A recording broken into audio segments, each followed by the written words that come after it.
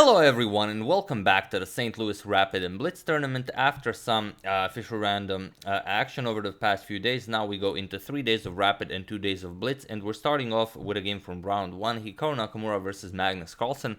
We didn't show the game Hikaru versus Magnus from the official random tournament because it was a bit of a snooze fest, but this one might not be a snooze fest, so we'll just check it out.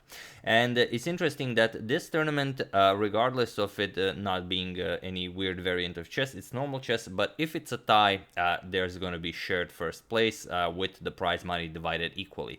And I think even if 4 people share first place, it's going to be a 4 people tied for first place shared equally money prize event. So just thought I'd mention that before we check out this game. But yeah, this is a game from round 1, so let's check it out. Hikaru with the white pieces opens with e4. Magnus goes for c6. We have the Caro-Kann, d4 and d5. Sorry about that. We have e5. Magnus goes for the advanced variation of the Caro-Kann and the bishop to f5. And now there are a few popular moves you could go for here. You could go for the immediate g4. You could go for bishop to e2. You could go for h4. You could go for a lot of things. We have h4 by Hikaru. Now preparing g4, which would force the bishop to go back because this just doesn't end well for the bishop. So h5, Magnus prevents g4 from Hikaru, and now bishop to d3.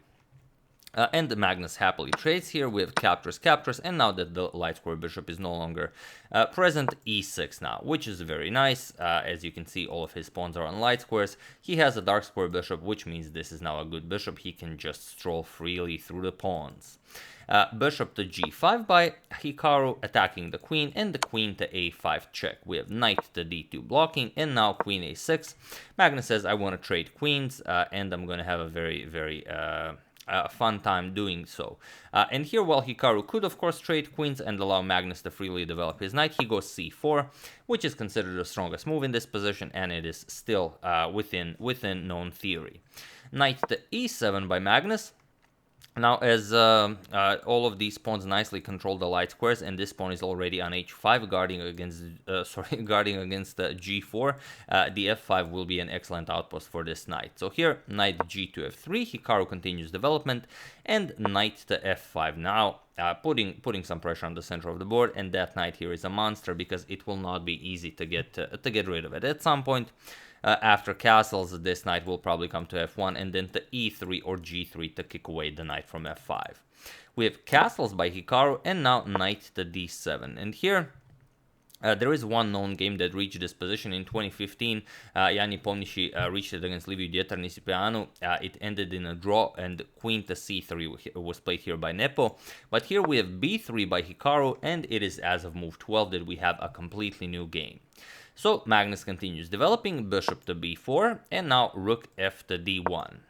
We have knight to b6, putting more pressure on the c4 pawn, and now rook a to c1, adding another defender. So both of the rooks are now nicely developed, and Magnus finally castles.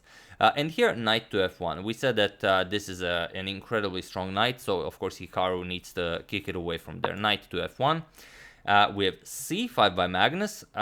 Magnus has a very strong setup here, and while Hikaru also has a very nice center, Magnus can play c5 and attack the base of Hikaru's pawn chain here, and that's exactly what it does. So c5, and now comes d captures on c5. We have d captures on c4, a nice in-between move before capturing on c5.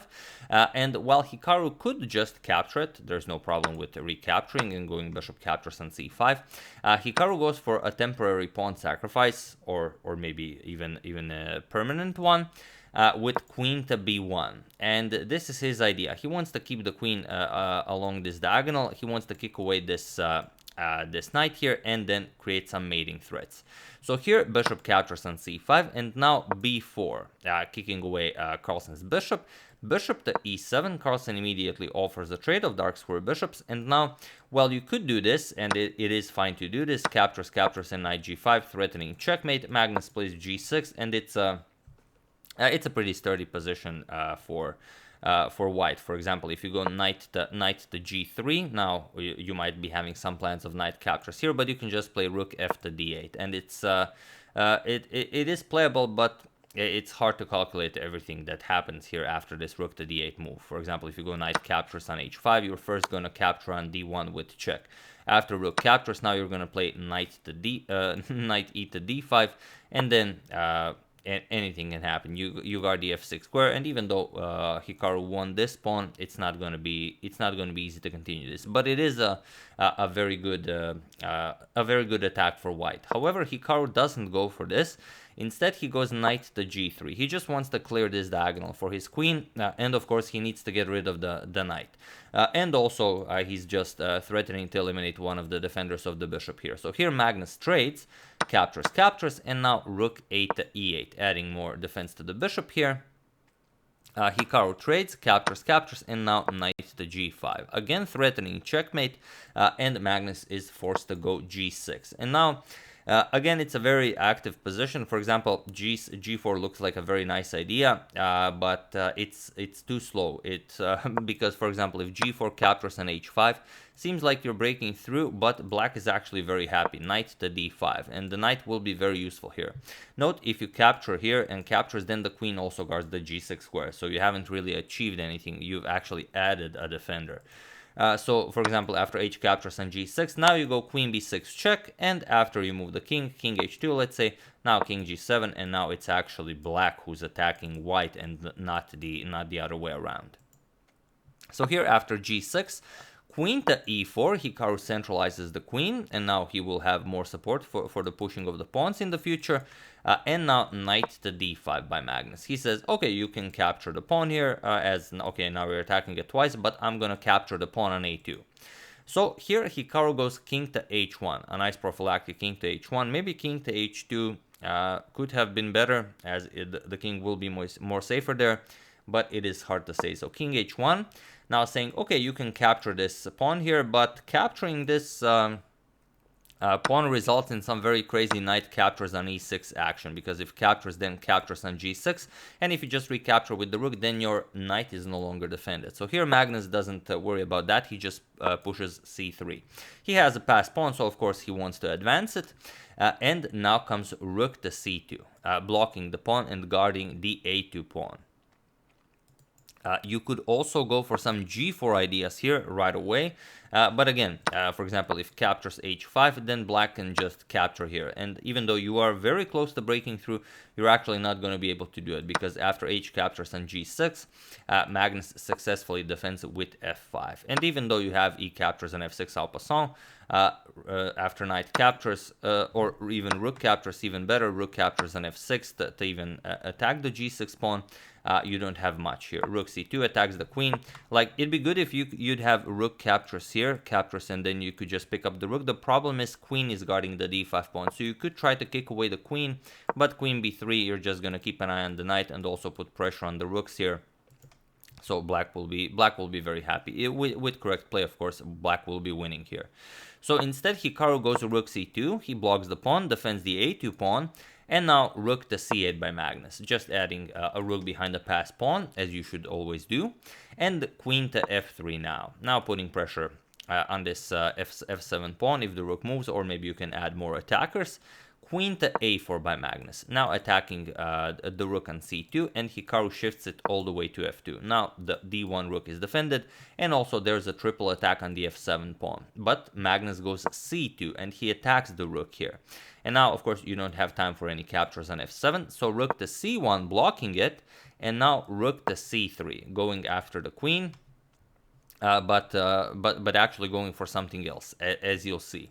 And here Hikaru goes for queen to e2. Queen to e4 was probably better, as it retains the idea of knight captures on e6 with the same idea, or if just rook captures, then you can capture the knight. But okay, he went queen to e2 instead, and now Magnus just grabs the pawn here. Queen captures on b4, and he also has some threats of queen to b1, as the king is still on h1. So here, king to h2. But there's an even greater trick here for black, because why wouldn't Hikaru just capture the c2 pawn and get rid of all of Carlsen's pressure? The problem is, after rook captures on c2, Carlsen has the incredible knight to e3. And now there's a problem. Yes, you trade the rooks, and it seems like you've taken care of everything, but how do you stop queen c1? there's really not much you can do here, because you will not be able to block with the rook. The knight covers that. You cannot block with the queen covers that, so all of these squares are covered. And if you allow queen c1 check, king h2, and knight g4, is game over. So you'd have to play knight h3 to have some sort of a coverage with knight to g1, but then just rook d7, and now, well, rook d1 is coming, and even if you defend with knight to g1, then just knight to f5, knight to g3 is coming, and white is falling apart. So it is a completely losing move to go after the pawn. So Hikaru first goes king to h2, safety first, and then he's going to grab the pawn. But now Magnus goes for rook captures on g3, and we've reached the position from the thumbnail. So king captures on g3, otherwise you're just, I mean, getting destroyed. And now, of course, connecting with queen to a3. This delivers check and also attacks the undefended rook on c1 with king to h2, and now queen captures on c1.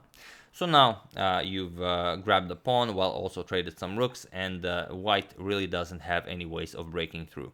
So Hikaru could go for this endgame, but he's down 2 pawns, and it's just going to be a very slow and painful death for him.